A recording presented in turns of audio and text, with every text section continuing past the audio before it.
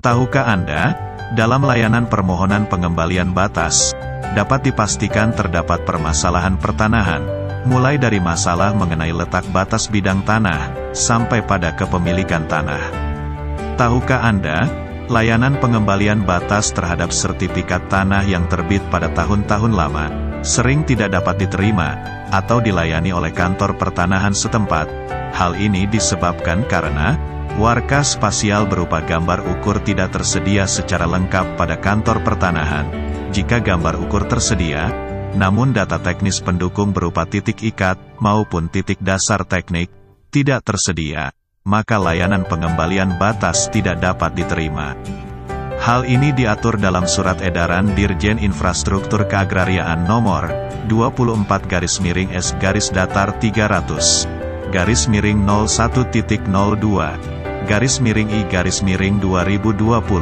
tentang petunjuk mekanisme dalam rangka pengembalian batas bidang tanah.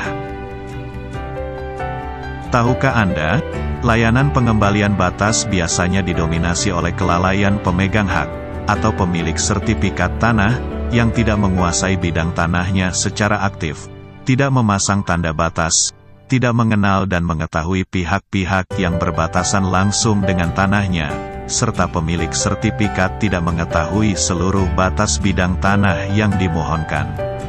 Sehingga layanan pengembalian batas berubah menjadi layanan sertifikat mencari tanah.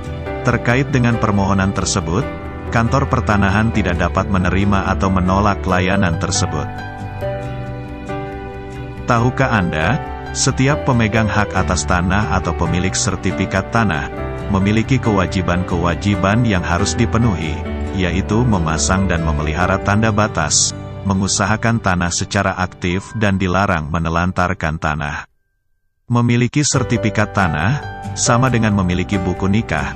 Pemilik sertifikat wajib menjaga, memelihara dan mengerjakan tanah secara aktif.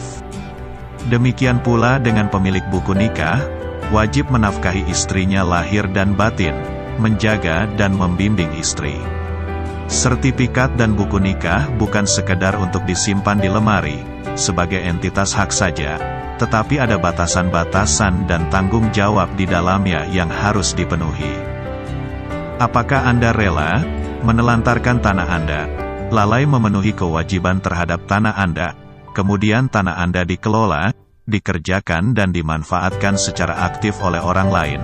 Apakah Anda juga rela meninggalkan istri Anda yang cantik, tidak menafkahi lahir dan batin, kemudian ada orang lain menjaga dan mengerjakan secara aktif istri Anda?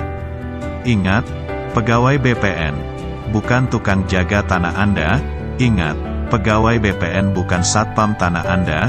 Pegawai BPN hanya bertugas membantu menjaga tanah Anda secara data, secara digital di kantor pertanahan.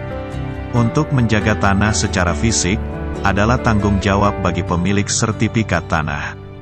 Terima kasih.